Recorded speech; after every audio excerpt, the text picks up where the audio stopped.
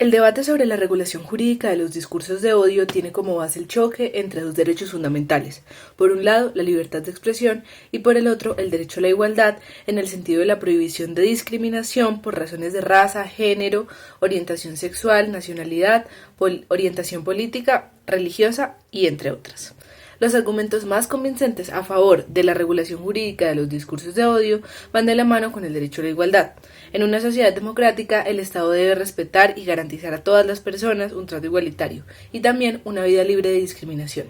En este sentido, resulta convincente pensar que el Estado debe sancionar o reprochar de algún modo los discursos de odio, que imprimen un contenido negativo en las personas con determinada característica o condición por el simple hecho de tener esta característica o condición.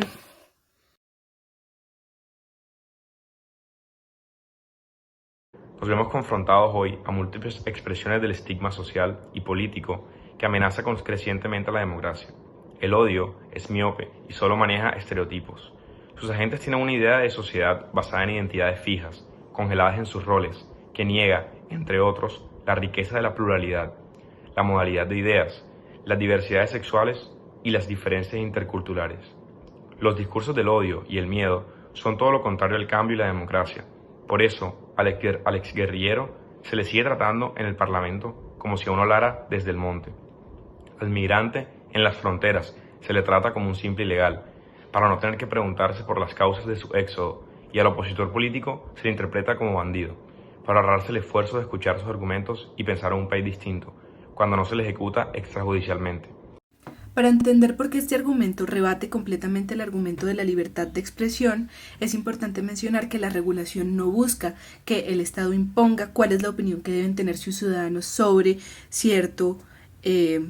problema social. Lo que realmente se busca es que no puedan hacerse opiniones públicas que inciten al odio de personas con respecto a su raza, género, orientación sexual, nacionalidad, etnicidad, entre otros. Es por esto que lo que se busca es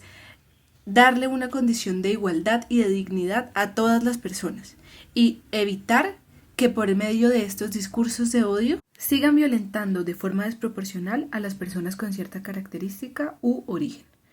Por último, los estados tienen un deber de acción afirmativa con respecto a los ciudadanos que han sido históricamente discriminados, y creo que este es el argumento fundamental para exigir la regulación de los discursos de odio, que las personas históricamente discriminadas tengan acceso en condición de igualdad a los derechos de una sociedad democrática.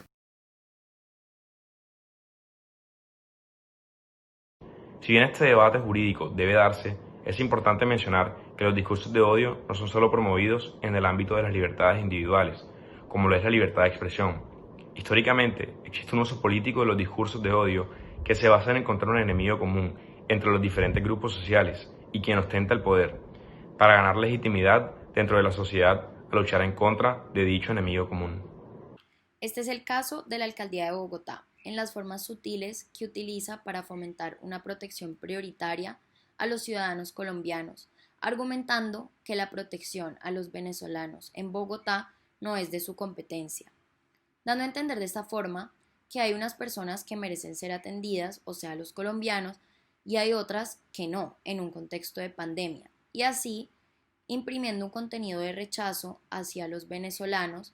que actualmente están viviendo en Bogotá y que solicitan servicios de salud, de alimentación y de otros aspectos del mínimo vital.